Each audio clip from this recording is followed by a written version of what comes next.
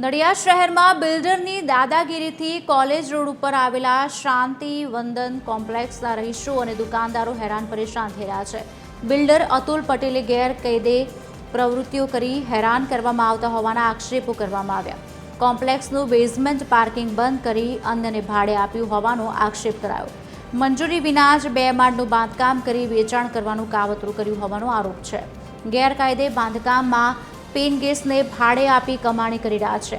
રહીશોને હેરાન કરવા આગળ આવેલું પાર્કિંગ પણ બંધ કરી દીધું છે. કલેક્ટરના દબાણ દૂર કરવાના હુકમને પણ બિલ્ડર ઘોડીને પી ગયો છે. સમગ્ર મુદ્દે નડિયાદ મનપા અને કલેક્ટરને રજૂઆત છતાં પણ કોઈ કાર્યવાહી કરવામાં આવતી નથી. ન્યાય નહીં મળે તો રહીશોએ ગાંધી ચિંધ્યા માર્ગે આંદોલનની ચીમકી ઉચ્ચારી છે. હવે જે ઓટિસ છે, આપણે રસોડાનું જે એર ઉપર જવાનું એ એને 5મી માળેથી બંધ કરીને બાથરૂમ બનાવી દીધા છે. એટલે હવે અમારી હવા જતી નથી અને કંઈ તકલીફ થશે તો કોણ જવાબદાર? બીજી તકલીફોમાં તો એક તો આપણે નીચે કચરો ને એ બધું બહુ છે. હવે આવવા જવાનું બહુ તકલીફ પડે છે અને પાર્કિંગનું નથી. અને ઉપર એમણે જે કોમર્શિયલ કર્યું છે એ ખોટું છે.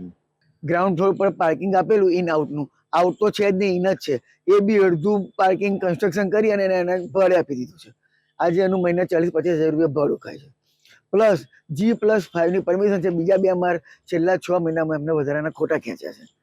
ઘણી બધી જગ્યાઓ પર અમે લેખિત રજૂઆતો કરી છે, કોર્પોરેશનમાં, કલેક્ટરમાં, રાજ્યપાલને, મુખ્યમંત્રીને, શહેરી સચિવને, અને બધે ફોરવર્ડિંગથી લેટરો બી આવી ગયા છે. હજુ કોઈ બીજી વસ્તુ અમારે ત્યાં આવી નહીં. એમને ઘણી બધી વાર વારંવાર કહેવા છતાં ઉપરથી અમારી પર ખોટી દાદાગીરીઓ તમામ ફ્લેટના રહીશો અને દુકાનોવાળા જોડે કરે છે.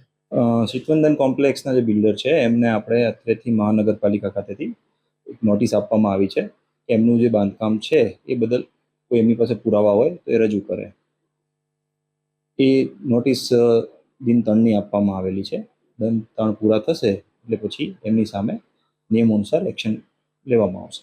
એ એમના પુરાવા આવે, સબમિટ કરે છે કે નથી કરતા એ ત્યારબાદ નક્કી થશે.